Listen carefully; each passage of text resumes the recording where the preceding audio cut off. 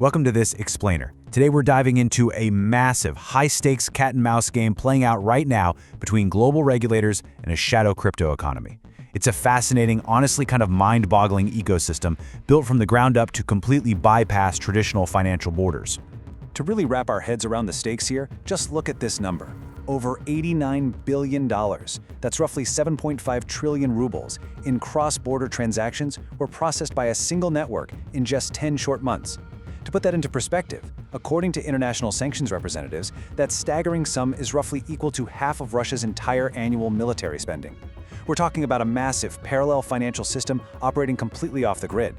So we aren't talking about petty theft or small-time fraud.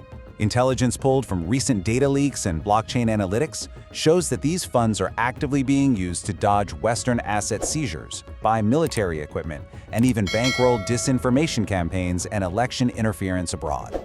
The real-world implications for global security and democratic processes, they are absolutely profound. To break this all down, our agenda today maps out this continuous cycle of evasion and detection. We'll cover the mechanics of the shadow economy, the meteoric rise of Garantex, the A7 evasion network, their custom ruble stablecoin, and finally, the massive 2026 sanctions crackdown. Okay, let's jump right into Section 1, the shadow crypto economy, bypassing global banks. So how exactly does someone build a parallel financial universe just to dodge international law? Well, when traditional banks are cut off from global systems like SWIFT, these entities are basically forced into the shadows. This shadow economy intentionally leans on digital assets and proxy networks to entirely bypass highly regulated banking protocols. In short, it's providing sanctions evasion as a service at a state level. According to internal documents that actually leaked from these networks, this shadow system relies heavily on an internal settlement scheme. Sure, they still use old-school, untraceable methods like cash and promissory notes, but the real backbone of this cross-border movement? Cryptocurrency. Specifically stablecoins like Tether or USDT. Crypto just gives them the speed, the liquidity, and the borderless nature they absolutely need to keep the whole shebang running.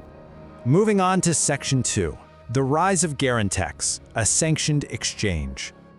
Let's take a look at how this actually plays out in the real world with a major player. Headquartered in Moscow's ultra-luxurious Federation Tower, Garantex was founded back in 2019. But things went sideways fast after the US Treasury sanctioned them in April 2022. Crazy thing is, despite the sanctions, they just kept operating, churning through massive volumes of cash. This eventually triggered an outright seizure of their US-based websites and an asset freeze in early 2025. But, this ecosystem is nothing if not resilient. Seriously, almost the second Garantex was seized, a successor exchange called Grinex seemingly popped up out of nowhere in Kyrgyzstan, which was then, you guessed it, sanctioned in August 2025.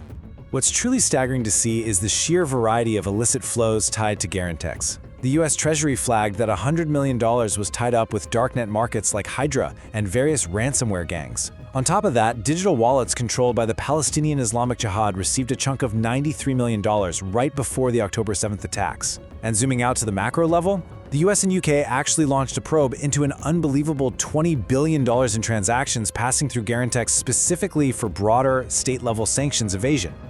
Which brings us to Section 3, the A7 evasion network, sanctions as a service. As international authorities kept squeezing Garantex, the ecosystem, it adapted. Enter the A7 group of companies, set up in 2024.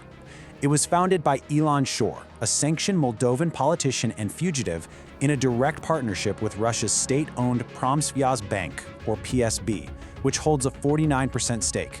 PSB is pretty notorious for serving the Russian defense sector. Together, they basically built a massive infrastructure designed exclusively to move dirty money. Now, a huge data leak of internal chat logs gave blockchain investigators this wild, almost true crime level look behind the scenes. Employees were in there explicitly asking for stablecoins, literally typing out, and I quote, 80,000 USDT for company, servers, and licenses. They were actively coordinating their evasion efforts right there in plain text. And those leaked communications revealed exactly what all that infrastructure was paying for.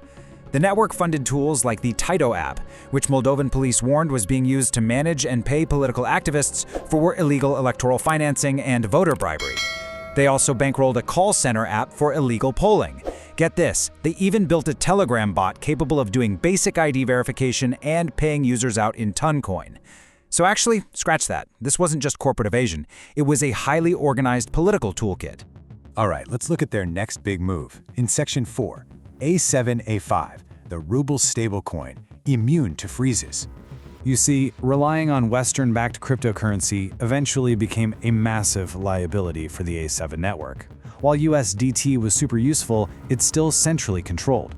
After Tether froze $26 million of Garantex's funds at the request of US authorities, the network had to pivot. And they did, with a brilliant, if insidious, new tool, A7A5. This is a custom, internally controlled ruble-pegged token.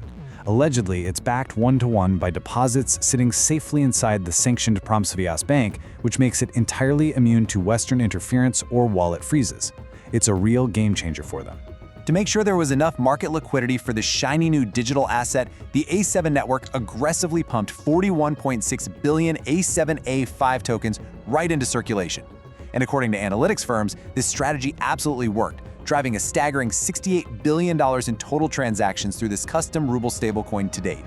Which leads us to our final part, Section 5, the 2026 sanctions crackdown, striking back. So how exactly do international authorities strike back at something like this? Well, despite the crazy complexities of this shadow economy, blockchain ledgers are ultimately public. Investigators took the transparent nature of the blockchain and mashed it up with those September 2025 A7 chat data leaks. By cross-referencing internal employee chats directly with public ledger data, they successfully tracked $8 billion in stablecoin transactions straight to A7's proxy wallets. Boom! That provided the exact intelligence needed to drop the hammer with targeted sanctions. Armed with this intel, the UK government went aggressively after the whole web of successor exchanges that had popped up to replace Garantex. Major platforms got hit across the board. We're talking Rapira, which handles ruble and peer-to-peer transactions, ABCEX, a massive platform registered in El Salvador with an $11 billion turnover, and Ivora, a key middleman for ruble to crypto payments. But what made the May 26 UK sanctions so unprecedented was that they didn't just target the tech and the corporate shell companies. They went after the people. Sure, they designated 18 entities linked to A7, but they also personally froze the assets of the specific architects making it happen. People like Sergey Mendeleev, the co-founder of Garantex, A7 deputy CEOs Igor Gorin and Irina Akopian, as well as the key Kyrgyz state banking entities facilitating all these money flows. This human element is absolutely critical. As Vladislav Losyuk, Ukraine's sanctions policy representative, pointed out, the main success of this package is the personal neutralization of the leaders and architects of Russia's shadow cryptocurrency market. Authorities are finally realizing that zeroing out the actual human operators, freezing their personal bank accounts, is the most effective way to throw a wrench into this multi-billion-dollar machine. As this crazy cat-and-mouse game between global governments and shadow networks keeps evolving, moving from public stablecoins over to custom tokens and entirely new blockchains, we're left to ponder one crucial question. In a rapidly adapting world of decentralized finance, can traditional sanctions still work? Or are we simply pushing illicit finance even deeper into the shadows? Thank you so much for joining me for this explainer. I really hope this helps you better grasp the incredibly complex reality of the modern shadow economy.